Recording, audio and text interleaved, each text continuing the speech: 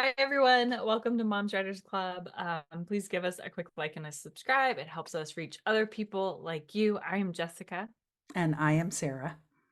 and today we are going to talk about social media.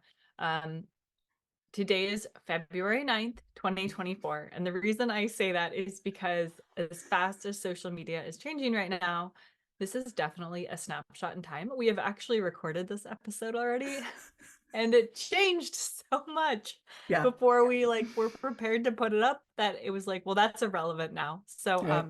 snapshot in time. We should probably get this one up before the last one we recorded. Right. Um But we're also going to come at it in more of a like just what it's like to be an author and deal with social media right now. yeah, Right at this that sounds moment with the way things are different now with the, you know, downfall of Twitter and the controversy around Goodreads. I mean, I just feel like social media is really, for authors, is really fragmented and fraught, and nobody knows where anybody is. And you're like, where'd all my friends go? And so we're just going to have a little chat. I have felt like I've started texting people more. I'm like sick of trying to communicate. Like people who I maybe would have typically communicated with on social media, but at some point we also exchanged phone numbers. I find myself texting them. Is there a particular platform you want to start with, Sarah? Should we start with the downfall of Twitter since that kind of Let's what let's start with the downfall of Twitter. I feel like we're talking about like the fall of Lehman Brothers or something like that, like I don't know who that is. that was a big financial firm in the 90s. Anyway, it was a big deal. Okay. Or Enron. Do Well, you remember Enron? I'm old. Um, I do remember hearing about Enron. Yeah, so I kind of broke up with Twitter. But wait. What was Okay. Twitter like? What did we like about Twitter? What purpose did it serve? Because we talked about that in our last episode that we never posted. And I thought that that was helpful because some people are coming to this having not Yeah. ever had the Twitter that we had. Yeah. So for me, I felt like the whole writing community was there. Like it was Yeah. the place you could go and see agents and editors and writers like you and I, but also like really famous ones. And like you could kind of interact with everyone. And that was great. It was like everything was wide open. And for the most part, it was a pretty healthy community for the most part. Yeah. And there were pitch contests. Yeah, there were events that made it feel more like a community. There were, hashtags within the writing community. And it's Mom's a, Writers Club was just one of like many chat groups. There were like mhm. 5 or 6 chat groups. There was one like every day. So you could always find one to like questions and answers with and connect with. And it's a writer based platform. Like it's Mhm. not a visual platform like Instagram or Facebook is also kind of visual and kind of conversation based, and Twitter was more like, I don't know, it really suited a lot of writers because we're word people, and to like just throw some words up there and not have to worry about a fucking picture. Yeah, yep. So that's what it was like. And then Twitter sold to Elon Musk. And I won't get into the details, but it's become a very different place. I found that a Yeah. lot of people have left Twitter because they found it to be pretty unhealthy. I see a lot more content that is not stuff I ever interact with that I have Yeah. like zero desire to see on my feed, which I really Yeah. dislike. It's also all junked up with features now too. Like Mhm. there's all this junk on the left-hand bar and Yeah. all these like all it's gotten like it feels very capital. I mean, of course it was always capitalist, but like it feels even more like they're trying to wring your money out of you, and it's just Yeah. not a fun, it's not, I don't know, I still go back there. It's like a toxic ex-boyfriend, except like the parts that I go back to are not toxic. They're like the cool people who are still there, and I'm like, oh, I remember why I It's liked this interesting. place. A segment of the writing community has stayed there, and I don't know Hmm. if they've changed their algorithm, but I will say in the last month, I've started to see those people again. And Mm, I don't think it's my activity because I don't really interact there anymore, but I am starting to see them more. yeah, But yeah, a lot of people have left Twitter or yeah, like So I'm still on there, but I only post like announcements there, or, Yeah. I have a book coming out, something like that. That's kind of what I'm doing. Yeah, and we've moved Moms Writers Club off of there because enough people were telling us that they no longer felt like it was a safe space, that we weren't sure, and we still aren't sure that Blue Sky is like the answer, Yeah. but it was bad enough and enough people were telling us they didn't feel comfortable there that we had to move it somewhere. So Yeah. it's our solution for the time being. So far, it's going okay.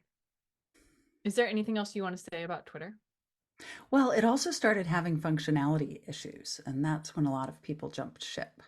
Remember when they Oh, were like the feeds didn't work for a day or two, and that's when Threads kind of like real quick jumped into the mix. And yeah.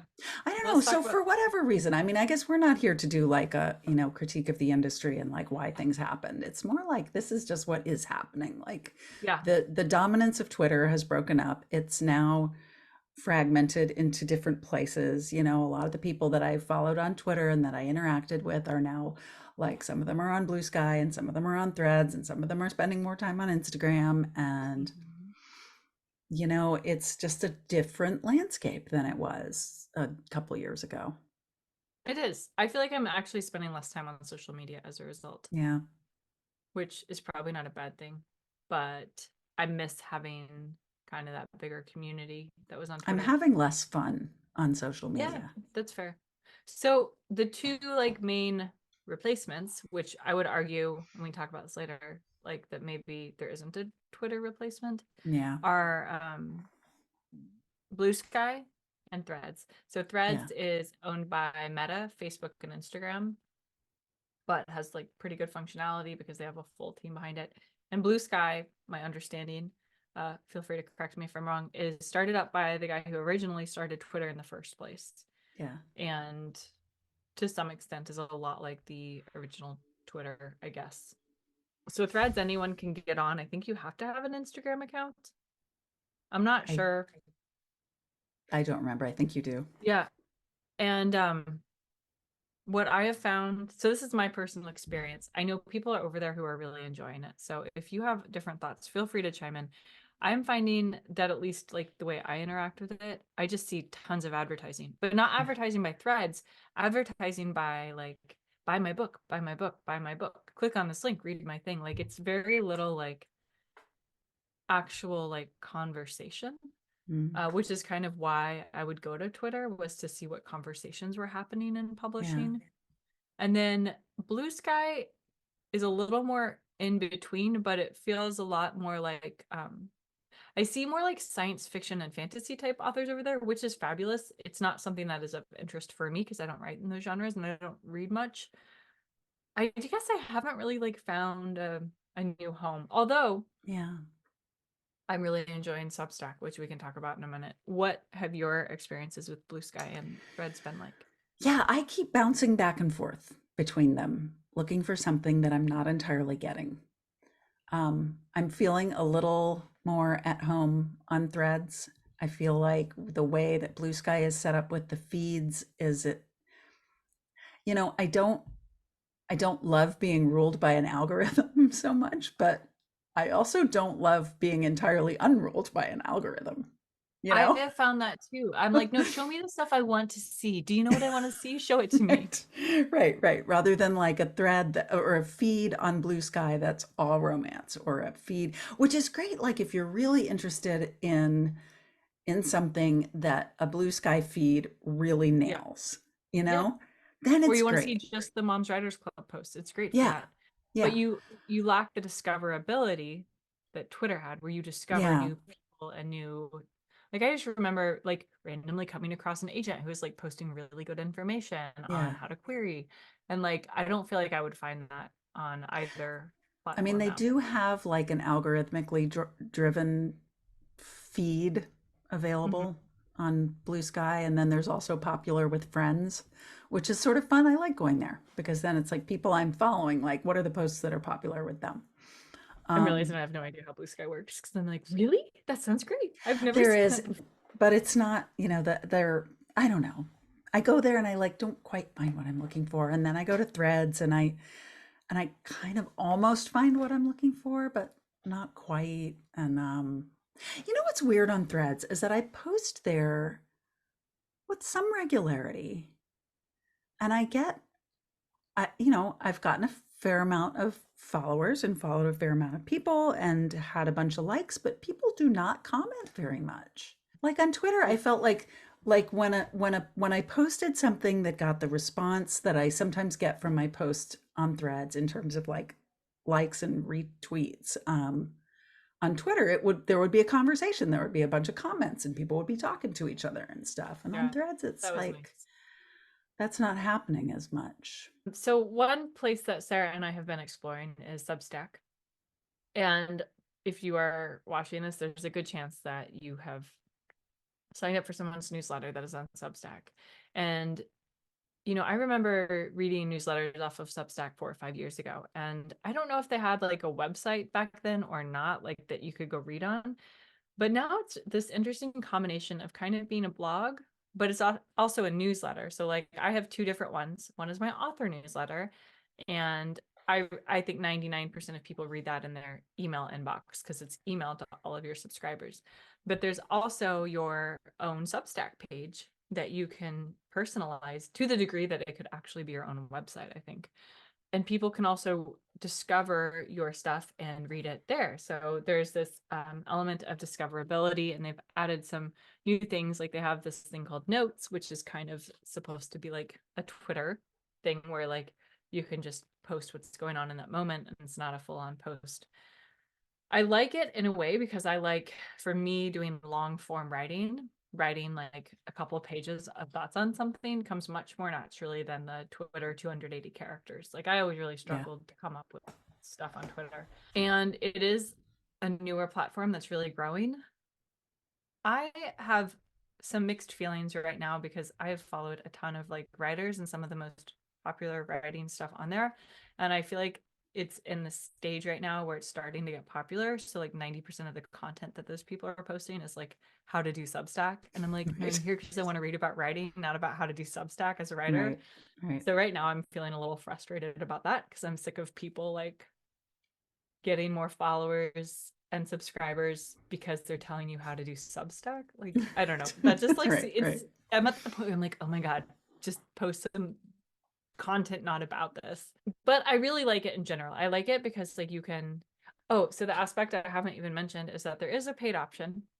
So people can subscribe for free, or they can pay you $5 a month or $50 a year or whatever.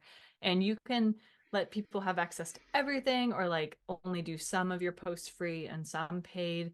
You can kind of go in between, which I won't get into all the details about that because I don't feel like I even know it well enough to be telling others about it. But it is interesting, and I've found people I really like, and I like their writing, and I like what they're writing about writing. So I feel like it's kind of an up and coming space, but I wouldn't call it a replacement for Twitter by any means. Yeah. It's just different, but it's kind Yeah. of different good. I Yeah. like that in opposition to like TikTok's 30-second videos, it's like you're sitting down to read an 8-minute Yeah. article. Yeah. And I think that's pretty cool. Yeah. Yeah, we're not even, TikTok wasn't even really on our list when we were doing Oh our yeah, copious TikTok. pre-recording notes. We have these really long notes that we take before we record. Like, That's actually longer than most I episodes. know. You're just like, let's just wing it, it'll be fine. No, I agree about Substack. I really like having a platform that has long form content on it, where Mhm. I can really find a lot of people saying like thoughtful, in-depth things about writing and books and the creative life. And I just love that. I've found a few newsletters that just are really satisfying and get to a level of depth that, yeah, you can't get to in 280 characters. Their notes, Twitter-esque notes feature is okay. It's just not a very big community yet, but It's not very there's, big. If you don't have a ton of followers because there's no algorithm. Nobody yeah, sees it. yeah. Like that's one Um, of the number one things they're saying to use for growth. And I think I've posted 4 notes, and I think I've gotten 2 likes between all 4 of them. yeah. Like, which that's fine. Like that was not my goal, but it's interesting being But at the people will start. engage too. Like They I do. have That's true. I have wound up in conversations on notes that were interesting. Um, it feels, I don't know, that it feels like a like that's a better fit for me. I hate Facebook. I do like Facebook, but I think that you kind of just have to decide how you're going to use it. Yeah, I use it as a second Instagram. Anything I post on Instagram goes on Facebook. And I I do feel too. like I have a But different population of subscribers over there. yeah. Like older people, including myself, I'm not calling anyone old, I'm 40, have Facebook. And most of readers are over the age of 40. So I am over on Facebook. Yeah, so I mean Facebook is Okay, so Facebook. It's so established. It is just what it is. I Mhm. find it completely cluttered and ridiculous. I think I need to just figure, yeah, I think you're right. You have to figure out how you're using it. I wonder Um, if there's a third party app that would like scale it down to just like what you want to see. So, right. as an author, I use Facebook primarily for announcements. Like, yes, I Yeah, cross post stuff off of Instagram, but Facebook is where all of my local friends are and right. like people I've Mine known for too. a long time. So, like, Yeah. I announce my events there, I announce my books being released there, pre orders. And then I also have a separate like author Facebook page and it just grows on its own, which is kind of nice. I mean, not that I Hmm. have a ton of followers, I have like 600 followers. It's nothing to brag about, but like people do interact there, I guess. I also use Instagram and Facebook ads sometimes when my books come out, so I like having a presence there so I can do that. But I don't know. It doesn't have to be on there, but if it's not your thing, I wouldn't like get on there just to do so. Yeah. I mean, I'm sort of thinking as we're talking that I mean, social media, like for a writer, does a couple different things. Hmm. There's the outreach about my book coming out and events and announcements and growing my network and my reach so that I can potentially sell books. And then there's the highly related and overlapping, but not entirely the same thing aspect of just like the social satisfaction of being in a good social media community, you It's a know? little it's a little interesting though because you're kind of looking at two different populations there. You're looking at readers and you're looking at writers who you are friends with. There is overlap for sure because writers are readers. One of the things I like about Substack is that there seems to actually no threads too. Like just the way my feed has grown. There's some overlap with other creative people, you know, with That's cool. like Like painters musicians and and musicians and poets and, you know. that's cool. I definitely agree with that, particularly on Substack. I don't really use threads. I've found probably my primary social media right now is Instagram. Mhm. I know people call it like a shallow place where you're like, look at me. But for me, I find it much easier to take a photo and post it. Very Mhm. few of the photos are of me. They Yeah. typically are of books or my dogs or my cats or the beautiful Pacific Northwest. But I just find that like I'm more comfortable behind a camera, I guess, Mhm. if that makes sense. You also have But adorable pets and you live in a oh, very thank you. beautiful place. Thank you. So I think so too. I think But I have, pictures of like my pets and my neighborhood would probably not be as pretty as yours. from the photos I've seen of your neighborhood, I think it looks pretty It's nice. pretty nice. Yeah. And I have a lot of friends who are part of like the Bookstagram community. It's also a place where I connect with a lot of other authors. Like I probably connect on Instagram with authors more than anywhere else, other with the exception of like our Moms Writers Club chats between Twitter and BlueSky. There are several author friends who like we exclusively chat on Instagram Messenger. So I really like it for that. Next, I want to talk about Goodreads. Yeah, Now, I do too. we are not going to get into the thick of all the issues that are going on with Goodreads. You can go look around and find all of it. I will tell you, I used to use it a lot more as an author. I've taken like classes on how to connect with your readers through Goodreads. Oh, really? Hmm. Yeah, and at first I was kind of buying into it. Like I created a profile, I answered questions that like people can ask you. And it was really interesting, but I never look at my reviews as an author, like ever, ever, ever. I just think it's a bad idea. And while I think reviews are important, I think that they are for readers. And I mean, does this make me sound like an asshole? Like, I don't No. care what some random person in Georgia thinks about my book who like is not an editor or an I'm glad they're reading it. I really appreciate that they bought my book and read it. But Yeah, it's not my business to be reading my reviews, is how I right. feel. And that book is written and done. Like Yeah, yeah, I there can't is change it. nothing, as a It's not gonna so help we're me. talking like I love the idea of a Goodreads. And so this new thing called Storygraph is Hmm. out, and I'm hearing little peeps that people are starting to like it. It's basically a Goodreads. And it's like Goodreads. It's like you can keep track of what you're reading, you can have like a to be read, you can post reviews, you can Does it interact. have authors trash talking other authors like Goodreads does? I No? think the idea is that it's not toxic like Goodreads, and Okay. that actually somebody cares about it, unlike Amazon, which clearly does not give a shit about Goodreads. I'm downloading it right now. I will check it Yeah. out. Yeah. I mean, I think it's small and growing. And apparently you can download your Goodreads lists and then import them into Oh, Storygraph. interesting. So if you've been on Goodreads for a long time and you've like kept track of everything you read, then you can port that over.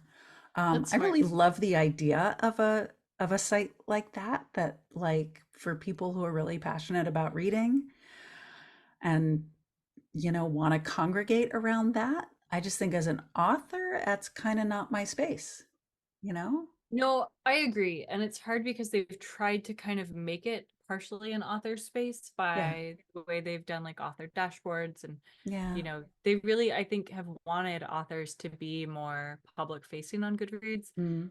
I just feel like it's not really a safe space for Yeah. authors. And I No, don't it's know if it not. once was. Used it to do some Goodreads giveaways. I feel like they used to be helpful. My numbers would show they were not at all helpful on my last couple of books. Mm. So I've stopped doing them. Some Yeah. publishers do them, and it's a great way to get eyes on your book and raise awareness, but I have Yeah. not personally had great success with them. Yeah. I like the idea, like I said, of having that kind of a social media space, and then having a way for authors to like appear in that space to the benefit of readers, like in a way that readers will like, in a way that readers want, Yeah. right? Not I feel like, like that's how Instagram is for me though. Like mm, I love watching I love that makes sense. following my favorite authors and seeing like what they do before they sit down to write in the morning, Yeah, or yeah, what they're excited about, or they just typed the end on a new book that I know right. nothing about. I'm so excited. Like that's how I see That's true. Instagram. Yeah. Although I can see that like Storygraph and Goodreads are more like book specific. So Hmm. I'm curious. Maybe I've downloaded Storygraph, so I'll have more to add in a future episode. Anyway, I mean, the whole thing has just got me thinking about the other ways I can connect with other writers and the other Mhm. ways that I can connect with people who are like my readers outside of, these half a dozen social media I communities. know, And I feel like there's so many. Yeah.